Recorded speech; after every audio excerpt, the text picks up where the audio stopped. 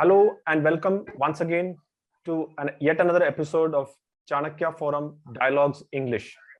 Today we would be discussing on the issue which is happening in Pakistan, and to discuss that we have a very eminent journalist with us, Mr. Faisal Rehman Malik.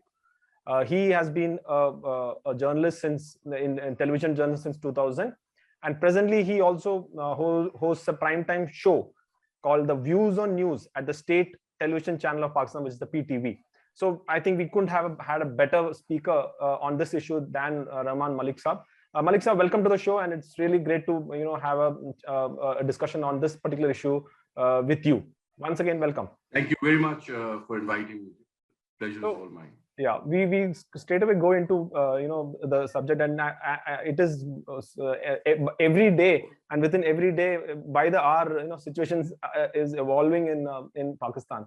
So as far as the yesterday's Supreme Court order which has come, how do you read the entire situation? That what is happening in Pakistan till what has happened yesterday, this latest Supreme Court order making it clear that it was unconstitutional what the Deputy Speaker did a few days back?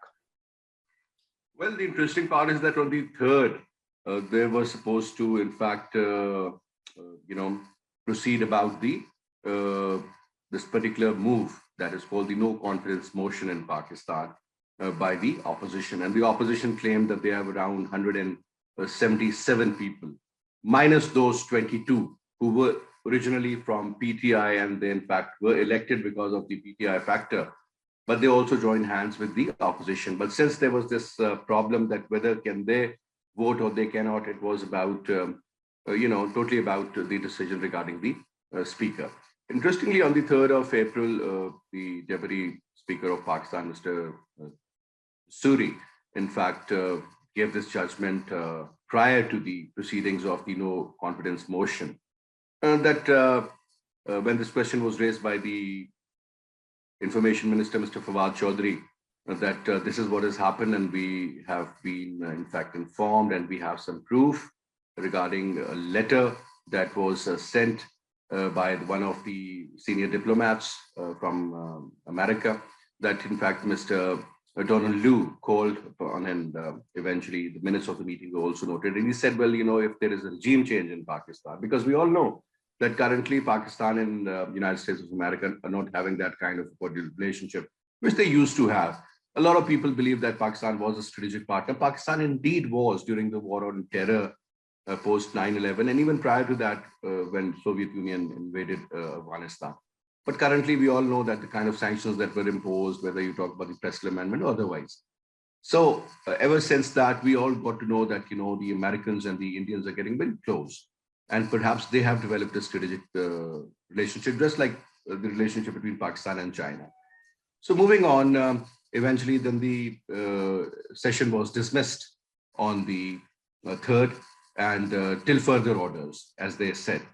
Anyway, the opposition immediately went and they contacted the Supreme Court of Pakistan. The Supreme Court immediately took charge, and they started hearing the case. And on the 4th, 5th day, they came up with a verdict that was yesterday. In fact, they had written that down, but they in fact disclosed it around 7:30. They were supposed to, but around 8:30 they disclosed it, that the proceedings of the National Assembly, whatever was done earlier on the 3rd, was null and void, and erroneous, as they say. And primarily what they did was that they said, well, the Assembly exactly stands where it was on the 3rd of April 2022, prior to what all happened, as we all know. So now the session has been called tomorrow, latest, but they can call it today, but tomorrow is the date which has been given. Around 8:30, the no confidence motion is going to be again placed, and most likely, since they have the number again, 172 is the number, the magic number as we call it, but they have around 177. So most likely, what will happen is that they will win, the opposition, and they believe that Mr. Shehbaz Sharif, who was previously the chief minister for a couple of times in Punjab, now will be elected as the new prime minister. Interestingly, there are about 12 to 13 different parties. And the most important factor is that all these parties who are currently together under the flagship of PDM, primarily are those who were always daggers drawn with each other. They were always against each other, like Maulana to People's Party to PMLN versus XYZ, MQM for that matter. So, but anyway, there's a collision. So let's see what happens. But I think that if Imran Khan, let's suppose, if he resigns, because that is the option he can avail. If he resigns, you're talking about holding elections in KP, in Punjab, at the federal level as well as the provincial level, plus Karachi. Obviously, they've got a lot of seats, more than MQM, almost double than the MQM. So perhaps that could be a problem that could lead eventually for a full-fledged early election. That could be possible. My question also was regarding that, Mr. Malik, that what is the, what is now Imran Khan planning? Like many did not expect what he did or what, the kind of move which he did as far as the deputy speaker's incident was concerned. So do you feel that he still has some, aces up his sleeve, which he may pull between today and tomorrow, and even after the no confidence motion, like you said, it's a writing on the wall. Is he likely to do something extraordinary after this? Is he there are many things which people discuss, whether it is a civil protest or any other constitutional or some other means? Is there a possibility for that? Well, the agitation is going to be there for sure. That is 100% confirmed. But what sort of agitation you are talking about? Because if you look at Imran Khan being the prime minister, he had already started this election campaign. Whether you talk about his gatherings at Parachanar or Sawar or Dir, these are the areas which are from KP, the Pashto-speaking belt. So he is very popular over there. But when you talk about Kamalia and even the one he did in Islamabad, that was huge. I mean, the numbers, they speak themselves. You don't have to say that there are about 10 million people or 1 million people. I mean, 1 million people is not a joke. Just, I mean, imagine your stadium of Calcutta, the Eden Gardens. I mean, if it's totally filled, imagine you hardly end up getting 100,000, and that is a huge number. So just imagine that those many people are standing right in front of, even it's 1 lakh, let's suppose. Yeah. That's a huge number for a gathering. But unfortunately, sometimes, you see that people like Maulana Faisal Rehman or parties like Jamaat-e-Islami, for example, they've got huge gatherings. But when it comes to the real number, when you talk about not the number of votes they've collected, but the number of seats they've gained, it's hardly for Jamaat-e-Islami 2, 3, and perhaps 7, 8 for JUI in a very ideal case scenario for them. So that doesn't reflect the true picture, because I've seen people losing who had huge gatherings and everything. But in case of Imran Khan, as we have asked, there were sort of choices he has. Number one, he can remain in the parliament and can fight. He can become a very strong opposition, despite the fact that 22 of his members, they have joined the opposition, but still the number with him is around 135, and that is huge. Absolutely. 135 versus 177, or let's say even 200, let's suppose. So that makes a very strong opposition. And he can always, create hue and cry inside the assembly. And then let's see how it proceeds. The number 2 option is that he resigns from all the seats.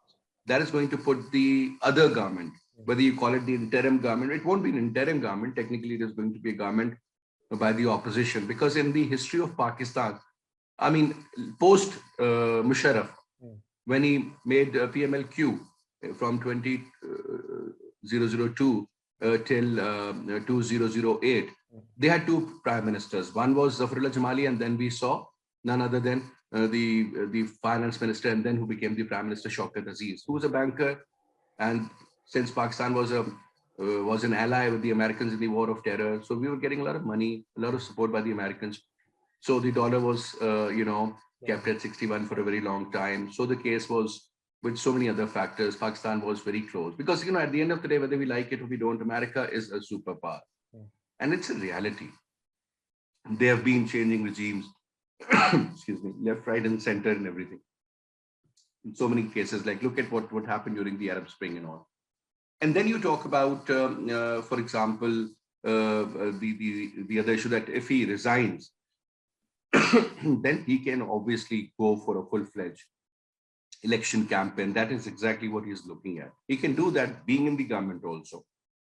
The other option is that since they believe that the letter that was, in fact, the base of this entire move by the government, let me call it the government because PTI is again being installed, they believe that the letter was not even consulted, wasn't even talked about. And on the basis of that letter, we, in fact, took this decision. But at the same time, having said that, Khan also believes that, or rather, let me put it this way, the PTI members, they believe that this decision was pretty biased and they're not happy with the decision of the Supreme Court, because most of the people, at least 90% of the people were thinking that, including myself, if you look at my couple of posts, I mean, you will see that even prior to the decision taken by the Supreme Court, I had written a few lines, and I believe that, number one, Kasuri's verdict is going to be dismissed for sure. Number two, early elections will be called because you can't go on with such an opposition, and it is going to become a fish market, I'm telling you. You wait and watch. Even Shahbaz Sharif is elected because the campaign was against the corruption. Tehreek-e-Insaf was about those who have looted the country's money. And it's a reality, unfortunately. And it happens anywhere. You talk about Uzbekistan, you talk about African countries, you talk about countries like Pakistan, or perhaps, I mean, I can give you a long list, even these countries in the subcontinent also. I mean, their stories and they're very legitimate and are very confirmed. But second option is this. Third is that they can again consult and they can ask the Supreme Court to have a full bench. But having said that, remember this 5-member bench, which gave a unanimous decision, was headed by the Chief Justice, none other than Mr. Bandial. And now there is a news story that Mr. Bandial is also related to the members of PMLN because his son-in-law is Ali Malik. Ali Malik's father was Mr. Malik, who recently passed away, Mr. Pervez Malik, if you remember, he was from Lahore, very close ally. And once Mr. Pervez Malik died, his wife, who happened to be then MNA from PMLN, but on reserve seats. We have this concept of reserve seats for the women. But she won the election. So again, now that is going to become another issue that, there was this conflict of interest perhaps. But once the decision is taken, nobody challenges the court on these issues. This could have been done much prior to that. And I think the Attorney General wasn't 100% sure what to do and what not to do. And in fact, with half-hearted effort, he went along with the government. And this was supposed to happen because everybody said that at the end of the day, when you talk about the Article 69, or you talk about, for that matter, a couple of others, they clearly indicate that any decision taken by the National Assembly cannot be challenged or the Supreme Court cannot intervene. But in this particular case, they said that when Kasuri started, he just heard what Fawad Chaudhry said, who was the Foreign Information Minister, and he read out. And then even the speaker read out too. So it seemed that, they already had a plan to do this prior to the no confidence motion. So that was made the base, that everything was done in haste and hurry without any proper, information. Because if this is the case, and the government blames that 197 members, they are, for example, they have got close links with some foreign elements, and perhaps they are a part of that conspiracy against Imran Khan, where Mr. Donald Lu said that he's going to, make sure that if the government has changed, the situation or the relationship between Pakistan and America can improve. So it wasn't debated and should have been debated, because after that you come up in some sort of a narrative. You just can't blame me and point your finger towards me and say that, you're a traitor or something. So that is the advantage which the opposition had. Mr. Malik, very interesting. And from taking on from what you said just now, the situation now is that you have an opposition which is going to form the government, and the opposition, the primary thing which was getting them together was anti-Imran Khan. They were all wanted Absolutely. Imran Khan to go. So as you rightly mentioned, there's no common cause, there's no common ideology. So if they form a government, I don't know how it is going to run in the future. Then you have a wounded Imran Khan, he's looking for blood again. And you have an economy and other such things in Pakistan, which is in real trouble. In this scenario, how do you see Pakistan's democratic process, going ahead till next year and the elections, which will happen, and maybe even slightly ahead? How do you see that this entire thing will affect the democratic process of Pakistan in the coming future? Look, if you look at the decision taken by the Supreme Court of Pakistan, Colonel Dinny, it's very understandable that the court took a decision, and this was something, which the opposition leaders believe that is in the favor of the democracy. He has saved the democracy because they're looking upon Imran Khan as a dictator, civilian dictator. That's what they call him now on television channels and otherwise. That this man is worse than General Musharraf, when he was in power, when he was in uniform, he even didn't do this. But to tell you the truth, I mean, this man really believed and he tried his level best, honestly. I don't know who misguided him, but at the end of the day, the nation knows that this man is clean. He's got nothing to lose. He's been somebody who has fought all his life, and he's not going to give up that easily. He's going to fight, as he says that nothing is over till the final ball is. We all watch cricket and we understand. The cricket technology is used quite a lot. He's fighting even after the last ball is bowled now. Yeah, because he believes this was a tie, and then you're talking about the super over. It's not like that. The umpire has given the decision. The match is technically over. Now let's play the next match or the next round, and let's see what happens.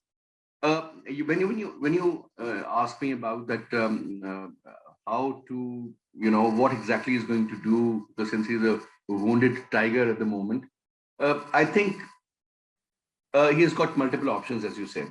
Primarily once he resigns, then he is not going to have that choice that he can be sitting in the assembly. The opposition can always, being in power, can create a small artificial kind of an opposition for themselves and get things approved because they have the number at the end of the day. Remember that is very important. And they can get, because most of these people, whether you talk about Hamza Shahbaz or Shahbaz Sharif or his other son Salman, or you talk about Nawaz Sharif and his daughter Maryam Nawaz, or even the son-in-law Captain Safdar, or you talk about all the major leaders, they all are booked under certain sections because of the corruption charges. Money laundering, perhaps, is another very important issue.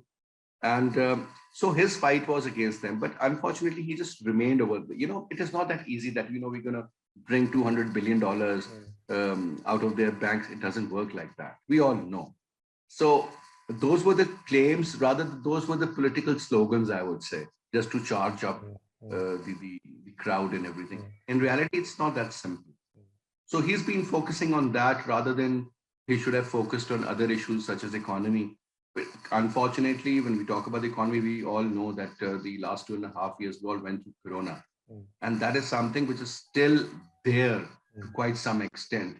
And the long-term effect is still there. I mean, a container, 20-foot container that used to go to United States from Pakistan, I'm just talking about the charges of the container, which prior to Corona was about $3,800. Now, can you imagine, even at $18,000, you can't get one. And even if you will get one, the date is going to be, let's say, after 3 months or 4 months, because logistics, obviously. So, multiple factors. And then you talk about inflation, you talk about rising petrol fuel prices all over the world. That has affected Pakistan. So economy wasn't doing that great. Yesterday, 250 basis points were increased regarding the monetary policy. That means that 2.5% in one go to put a check on the dollar, which went up to 189 rupees a dollar.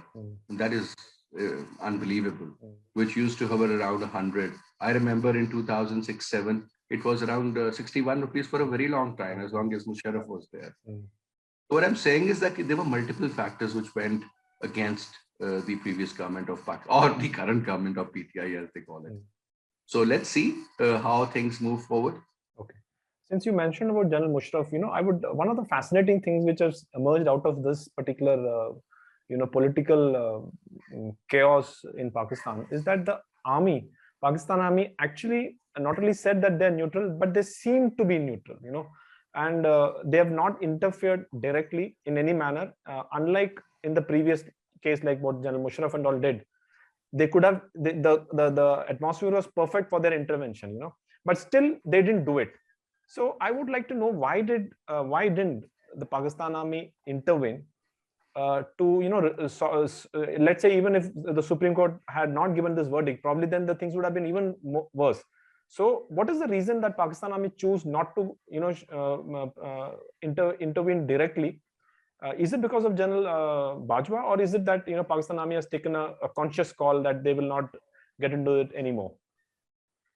When you talk about the military of Pakistan, remember one thing, that now if you look at the recent statement by the Director General Inter-Services Public Relations, the ISPR, the General very categorically mentioned that we have got nothing to do with it. Let's not push us into this mess, basically. It's a political problem, solve it politically. Let's not bring in army. And why to put, because whenever the word empire is used, everybody would start thinking, well, it's the military. I mean, I would say our own political parties, to be very honest, Colonel Denny, they have also, in fact, put this label on the military that they take all the decisions. Maybe they have taken decisions in the past, but now, this is 2022. This is the era of modern communication. You talk about Twitter, Facebook, you can't hide information. The way one would think that, in 80s, when there was just one television channel, that was Pakistan Television.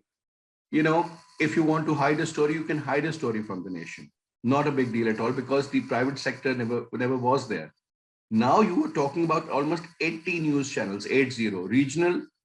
You talk about provincial, you talk about Urdu, you talk about English, you talk about Saraiki, Pashto, Sindhi, and you name, and multiple Punjabi and whatever. So people, I mean, whenever you go out, you talk to your guard or your driver, it's political awareness. I think hats off to Imran Khan. This is what he has done over a period of time. He has created a lot of political awareness in Pakistan, whether we like it or we don't. And, in those circumstances, even the military, if they had the punch to intervene, they would not do that. Because unfortunately, sometimes the reputation becomes stronger than your actions, because even if you're doing something totally different, people will still start thinking, you have done it in the past, you can still do it, perhaps you are doing it. So I think even if there was a role of military, which perhaps was at some stage, it doesn't exist anymore, because nobody wants to, to be blamed for a regime change or anything of that sort. Because if you have to put the nation together, you have to make sure that, obviously, whenever we talk about this, whether it's about a war or anything, just Colonel Dinny, I mean, look at this example. There has to be truce. I don't like, or nobody likes civilian people in Ukraine being killed by Russian bombing. But at the end of the day, the war will not provide any results. It has not yet. It's been 6 weeks. And look at the might, look at the firepower of Russia. At the end of the day, negotiations, whether it's NATO or it's China or it's Russia or it's Ukraine or it's India or whichever country is influential, can sit together and come up with a solution, because nobody can afford that. So that is what I believe in, that political solutions should be dealt politically, and political issues should be handled that way too.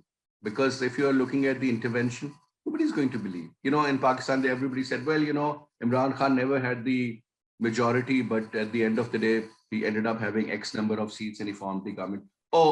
He was supported by those factors in Pindi, as they say. Whether they had supported him or not, forget about that. But currently, when you look at it, yes, sir, military is pretty neutral. They said that it's your mess, your problem, you take your decisions. Whosoever is going to be the prime minister, according to the law and the constitution, we are a subservient institution. We will look after the affairs as and when required. Absolutely, and that from that part of yours, wherein you mentioned that the military has, at least in this particular episode, they have chosen to remain neutral. But what we've seen was that definitely General Bajwa has given his mind on the foreign policy aspect when he gave us that seminar interaction. Yes. On the 1st of April, if I'm right, and wherein he mentioned about the strong strategic partnership between US and Pakistan, completely contrary to what Imran Khan was mentioning. So my question is that, and I understand why he mentioned that. My question is that, what do you feel that how much has this particular episode of what Imran Khan said, this foreign hand and this letter, how much has it damaged the US-Pakistan relations? Has it damaged? Or is it that, with Imran Khan going, it will again be back, at least in the stage in what it was, as you rightly mentioned, that it was not something which was going very, as was in the early 70s and 80s. But has it has this further damaged, or will it come back again to what it was? If you look at Pakistan's military or Pakistani politics or Pakistani public, America, whether we like it or we don't, at the end of the day, is a dreamland for everyone, even people sitting in India. Um, I've been to States, I've studied there. I understand that, it is better to be linked with them. At the end of the day, whether you talk about the American might or the American influence or the American media or the American studies, just look at it. Whenever there's a military course, you go to United States of America. There's an Air Force course, you go to United States of America. There's a naval course, you end up being in California, in Monterey, correct? Correct. Interestingly, yeah, language is not a problem. Your kids, whenever you want to set them abroad to study, you would either choose the East Coast in New York or the West Coast in California or otherwise. You want to do your specialization, USMLI, or anything, USA, it's all about America because they have got so much to offer. Or perhaps the other option is United Kingdom. And then later on, it was Canada and Australia because of the English speaking, and whether we like it or we don't. The biggest barrier between, I would say, the subcontinent, let me also include India into it, with the Chinese is the language. We can't understand. A lot of people you'll meet, you'll understand that this man or this woman is very loving, but as long as you can't express it, you can't tell that the person what is brewing in your mind or what you want to talk about, it's impossible. It is absolutely impossible. But in the United States of America, historically speaking, ever since Pakistan came into being, so we had this inclination towards the United States. CENTO, CETO, Pakistan, Iran, Turkey. Eventually, all these three countries now are not having a great relationship with the United States of America. There are regional blocks, whether we like it or we don't. Then there are blocks at the international level. It's no more a unipolar world, which we all knew it was about 20, 25 years ago. Slowly, the Chinese grew, the Russians grew, and they have challenged the American might. And obviously, nobody likes to be challenged. Everybody wants to have that belt of the championship with them.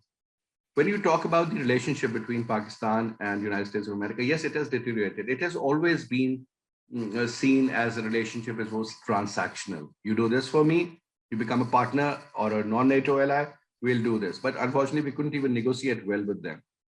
If there was somebody like Bhutto at that time, things would have been different. We would have gained something because if cash is coming in, God knows where the cash is going. Or for example, if there are no proper projects, I mean, opposing CPEC, because that's a very different, that's the key point. When Musharraf was in power, instead of giving it to the Chinese, Kawadar I'm talking about, we gave it to Singapore. So it came to a halt. Nothing was happening. The moment the Chinese took over, they said, well, instead of taking 5 years, take 5 months. And Chinese can practically do that, and they've done it. Imagine buildings which are erected there, which are 6 stories in 1 week. I mean, people go crazy that how the hell is it possible? And they have proved that they can do it, and they've done it. The way they had made hospitals during the pandemic when it started, I mean, everybody was like, because I've traveled to China, made a documentary for a month. And honestly, Colonel Dinny, I wasn't shocked when I was in States because the impression of Hollywood was in my mind. I thought everybody is like Bruce Willis and Tom Cruise and Brad Pitt and everything is possible. They are like superheroes. But even Americans never impressed me. What impressed me was China. And I was shocked. The growth, the attitude of the people, everything. So currently, if you look at it, our inclination towards China means that a step taken towards China was a step taken away from the United States of America. It's a reality. Because they are, at the end of the day, when the American, whoever the president is, comes up with his first speech, the first adversary is China or Russia. That is very clear from their, political point of view or from their foreign policy outlook. This is a reality. So when you are getting close to them, that means that, and at the same time, you're saying that we are not part of any bloc. And this is what happens. And interestingly, on the same day, when Vladimir Putin had invited Prime Minister Imran Khan to visit Moscow, and instead of 45 minutes of meeting that was actually scheduled, they went on talking for about 3.5 hours. I do not know exactly what they were up to, but I'm sure that lost, spark between these two countries. Again, it was ignited and everything went really well, but wasn't very well received by the Western world. That is another reality. Yeah, great. I mean, we just have one more, time for one more quick question.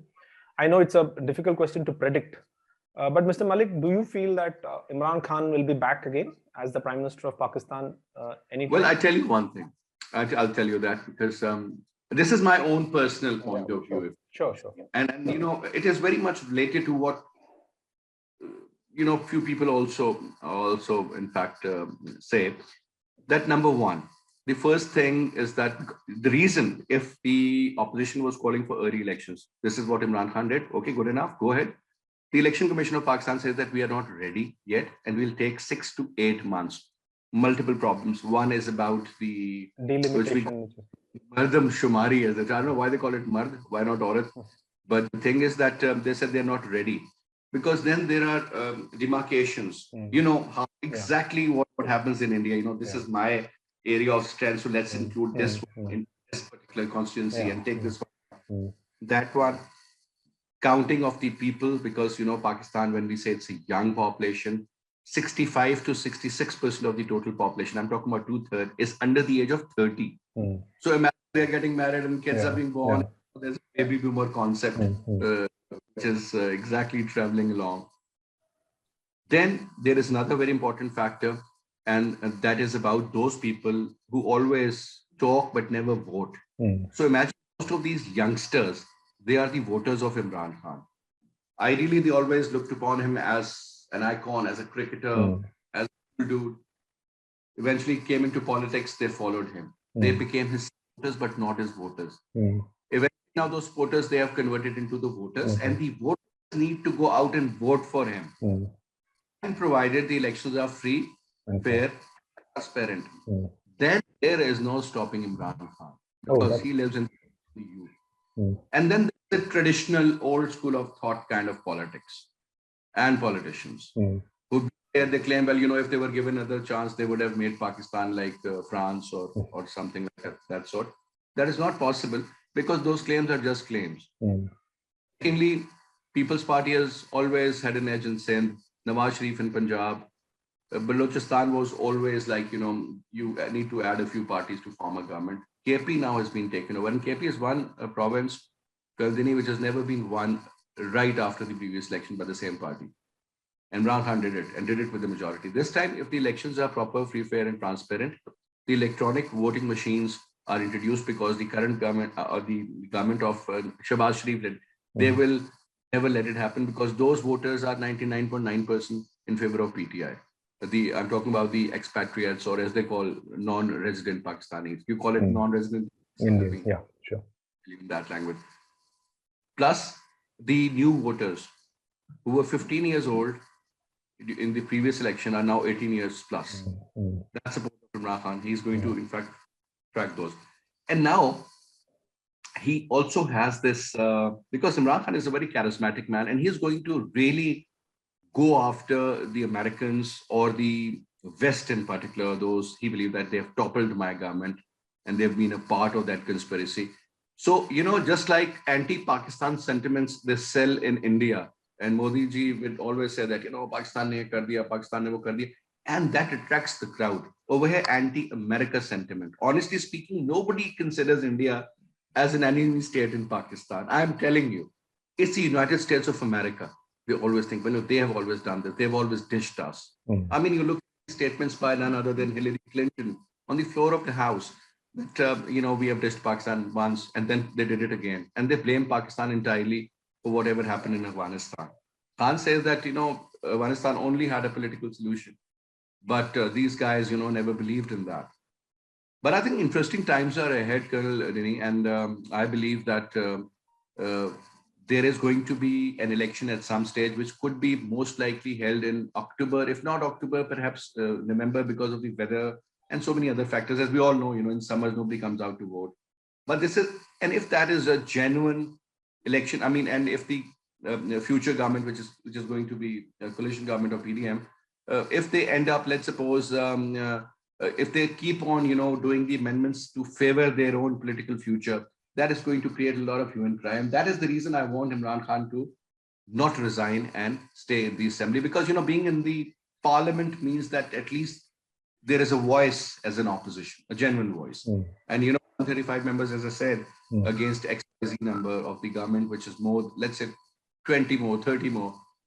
That is going to be a very interesting, understanding, I would say. Yeah, sure. One has seen a lot of comebacks by Imran Khan during his playing days. We will not be surprised again that once he does the same in the political arena as well. Thank you so much, Mr. Rehman Malik, for those candid and wonderful insights into what is happening in Pakistan.